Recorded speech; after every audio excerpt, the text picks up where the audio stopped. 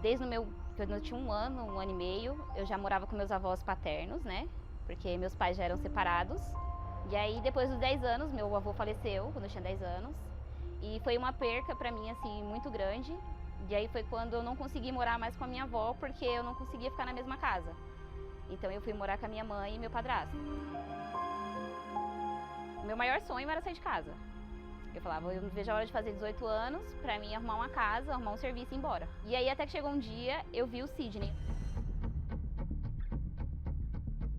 Não vi ela assim, de começo assim, como mulher, assim. Pra mim era muito nova, né? Aí foi indo, a gente começou a conversar. Aí em torno de um mês, assim, a gente começou a namorar. Por ele ser meu primeiro namorado, eu tinha medo de tudo.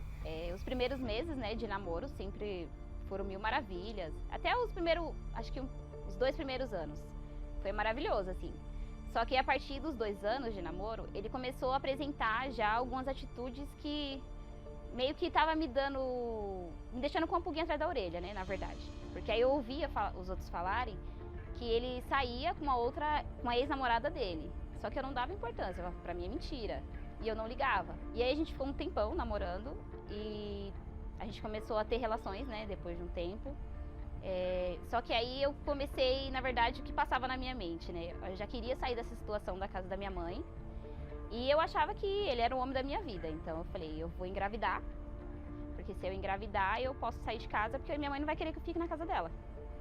E aí eu não me prevenia nem nada. E aí eu atrasou tudo, né? E aí eu peguei e falei pra ele, eu acho que eu tô grávida. Então a gente já foi morar junto. Já começamos a morar junto, apesar de não ter muitas coisas de início, né? Passar bastante dificuldade, mas tava tudo muito lindo, né? Aí eu contratei um rapaz para trabalhar comigo. Então, com essa influência de amizade, depois de algum tempo eu comecei a fazer a mesma coisa que ele fazia. Bebia, falava de mulheres, tô pegando essa menina aqui. Então, isso acabou me atingindo, me afetando, né? Eu falei, nossa, se ele pode fazer, eu também posso, porque ele namorava também. Então, começou isso, né? E aí, nessas saídas dele, as pessoas falavam pra mim, né? E eu sempre muito bobinha. Eu falava, não, ele não tá traindo não, ele só tá saindo porque acha que é diferente, vida de casado, ele não tá acostumado. E foi uma mulher deu em cima, aí acabando se envolvendo com ela, assim. Aí depois, no outro dia, ela falou pra todo mundo, tudo, e eu neguei, eu menti na época, né? Só que aí eu vi que começou a mudar. Porque aquelas atitudes que ele tinha de querer estar comigo, de querer me ver, de a gente sair, sabe? Já não tinha mais. Assim, a gente tinha uma relação muito fria, né? A gente morava junto, tinha relações. Eu brigava bastante com ele. Ele passava dias dormindo no sofá, sem a gente se falar, sem olhar um na cara do outro. E aí, nessas reconciliação, a gente tinha alguma coisa. E aí, nessa alguma coisa, eu engravidei pela segunda vez. E eu tentei me consertar, só que aí, como que não tinha chegado e a gente conversado, ficou meio que, me perdoou, tá tudo certo. Então, eu não parei de fazer aquilo que eu estava fazendo, eu continuei bebendo, continuei saindo, continuei com esse vínculo de amizade, né? E eu fiz o chá de bebê. E aí, nesse chá de bebê, eu convidei a minha madrasta pra estar no chá de bebê. E ela só me respondeu, não posso ir, não vou poder ir, mas obrigado pelo convite. Aí passou, ele fez, né, tava presente no chá de bebê, ele tava lá, tirou foto, desenhou na minha barriga, tudo bonitinho. Mas poucas pessoas foram. Aí minha mãe veio falar comigo por que dessas pessoas que eu tinha convidado também não tinha ido, inclusive a minha madrasta.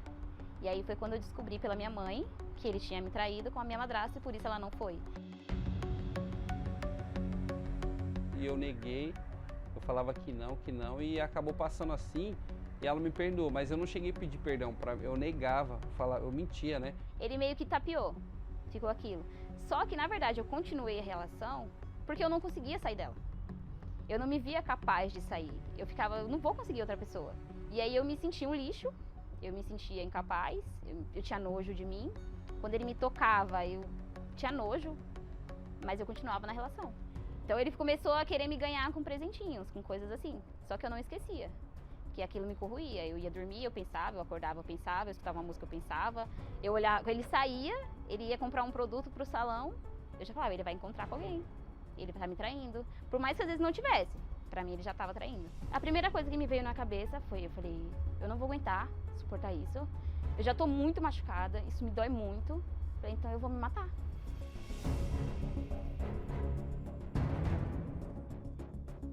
partir do momento que eu destruí meu casamento, quando eu vi uma moça com um colete, estava escrito terapia do amor, aquilo que despertou. Porque eu falei, eu preciso daquilo, eu quero reconstruir meu casamento. Então eu falei, vou falar com aquela mulher. Aí eu fui, ela me explicou, eu falei, não, eu quero isso. Eu falei, vou fazer isso, vou pegar essa direção dessa palestra. Aí eu comecei a fazer as palestras. Só que enquanto ele vinha para as palestras, eu ficava em casa e eu ia beber com as minhas cunhadas.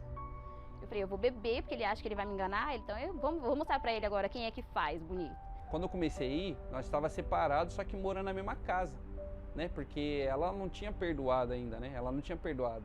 E ela era resistente, porque eu chamava ela e ela não ia, não queria ir. Aí escutando as palestras assim, quando eu descobri que homem poderia ser fiel, aí eu falei, nossa, e eu fui escutando aquilo cada vez mais e eu fui reconhecendo tudo que eu tinha de errado, porque eu falei assim, nossa, olha como que eu sou um monstro.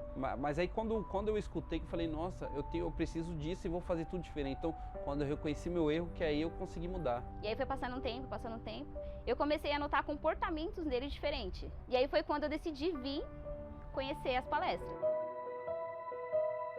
Eu escutava as coisas, mas pra mim, na minha mente, era tudo ao contrário, sabe? Falei, não, servir o homem, eu não vou servir ele. Falei, ele me trai, eu vou servir ele. Eu vou fazer as coisinhas, eu vou levar cafezinho na cama. Falei, não vou. E aí eu escutei um dia, participando das palestras, depois de um tempinho, eu escutei sobre o perdão. Que eu tinha que me perdoar primeiro. Que eu tinha que me valorizar, eu tinha que encontrar o meu valor.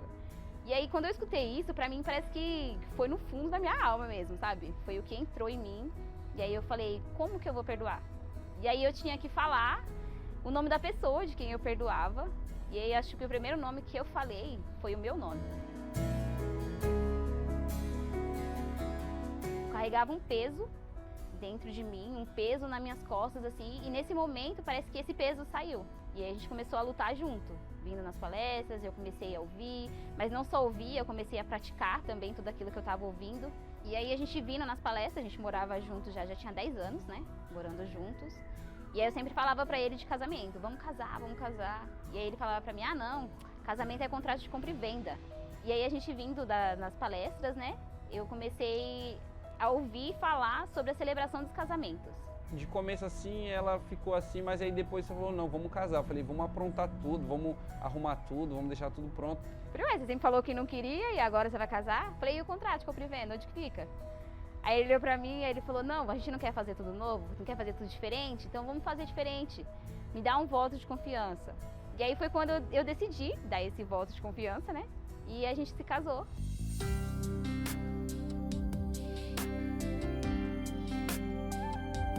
Hoje eu não preciso de amizade lá fora, eu não preciso de pessoas me influenciando. Hoje eu vejo o homem que eu me transformei, a proporção que eu tenho de poder dar felicidade para minha família, para meus filhos. Então eu tenho orgulho do homem que me tornei hoje. Hoje em dia a gente conversa, hoje em dia se a gente tem alguma coisa a gente sente e resolve. Hoje em dia a gente quer estar mais junto, a gente faz as coisas sempre trocando um com o outro, não é mais aquele individualismo. Então, pessoas que desacreditavam que tinha como recuperar um casamento, hoje eles veem na gente que vale a pena, que tem como recuperar, né? Eu reconstruí o meu interno, o meu eu e reconstruí o meu casamento.